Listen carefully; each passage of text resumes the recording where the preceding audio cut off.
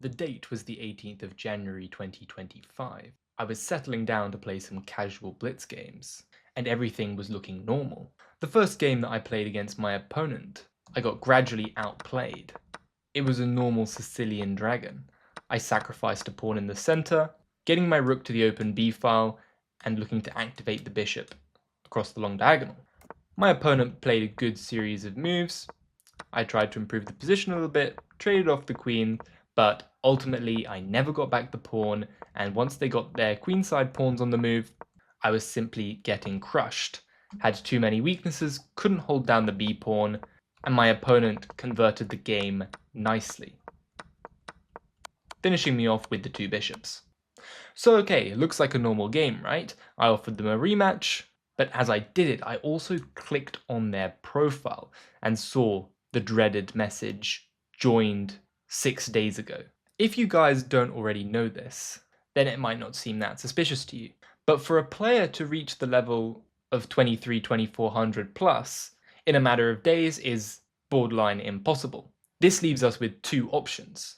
Either they are a veteran player that has gotten permission to play on a second account from chess.com, or unfortunately the more likely second option, that they are cheating in one way or another, and have risen to the top because they just keep winning their games.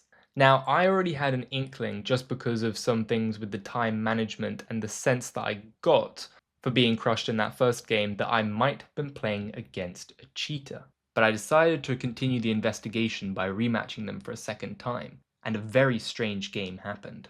In this next game that I played against them, I played at 100 accuracy, a perfect game. And at first you might think, oh, whoa, look at this guy. The tables have turned and I guess he started using the engine. But what actually happened is a very strange blunder that caused my cheating opponent to resign the game immediately. The game started with e4, e5, I developed my knight and the bishop, followed by this move queen to g4, which attacks the g7 pawn. My opponent goes for the natural move queen to f6, but this is actually a mistake according to theory, and I follow up with knight to d5. This is the very tricky line that exploits queen f6. My opponent takes on f2, I move the king to the side, and now generally black decides between either king to f8, g6, or a number of other moves to try and defend the g7 pawn. But here, much to my surprise, my 2450 rated opponent plays the move queen to f1, which would be a checkmate if bishops couldn't go backwards. Of course, bishops can go backwards, and I quickly collected the queen and was left very confused. At this point, my suspicions were that my opponent had decided to either throw the game to avoid suspicion of chess.com, or potentially were just playing the game on their own, also known as throwing the game. From here on out, I got crushed, game after game, smooth victories by my opponent. It always seemed a bit back and forth in the openings, but once we reached the endgame, there was simply nothing I could do. Until this next game happened. Once again, I was getting thoroughly outplayed.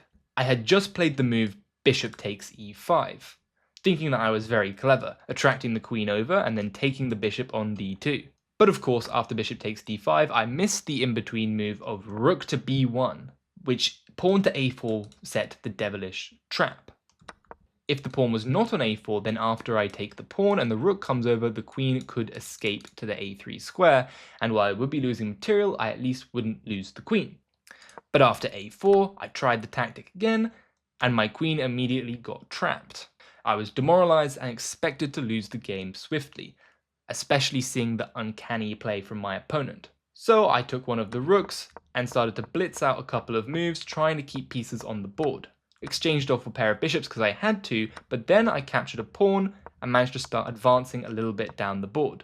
Dropped the rook back to defend the pawn, attacked the bishop here, they moved the bishop, and then I moved my rooks over to the b file, setting up a very obvious back rank checkmate threat. Any good player would spot it. But here, once again, my master level opponent didn't see the obvious back rank checkmate threat. They moved the bishop into d6, and I played rook to b1 and they resigned the game. Once again, this is very strange stuff. No good player will fall for this. So either they just played the move bishop to d6 on their own, or maybe they're purposefully throwing games to try and fool the chess.com detection. Well, clearly they didn't fool it. I was beaten again and again. But where things really started getting crazy was on this one, game number 10 against my cheater opponent. Let's take a look. We started off following the same exact opening as before. Complete symmetry. I play queen to g4, they play queen to f6, I play knight to d5, they play queen to f2, I move my king over, and you wouldn't believe it, they played queen to f1, check, again, 2 times in 10 games, blundering the queen. At this point, I was fairly convinced that I was playing a bot, and I wasn't sure if this bot had some kind of bug where it would just lose the queen in this opening line. Or maybe they were just giving me false hope, like I said, or trying to fool the chess.com detection, to little success. Of course, once again I took the queen and they resigned the game, granting me a nice chunk of rating for an upset against the higher rated player. But this respite was short-lived.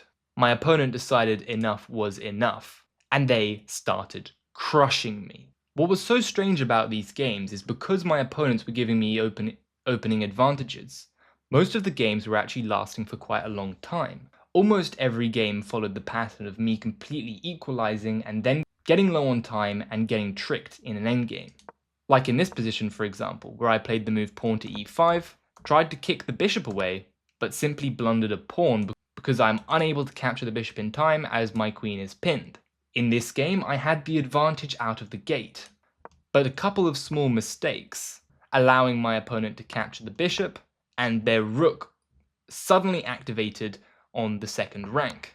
I had to find a bunch of Oni moves to stay in the game, but it was not enough. They had the time advantage, resulting in me self-destructing, trapping my king on the g6 square, and ultimately I put myself in Zugzwang, where I couldn't move the rooks off the g-file, and my king slowly got ensnared by the 2 rooks, leading to a checkmate. However, this game here was the final straw.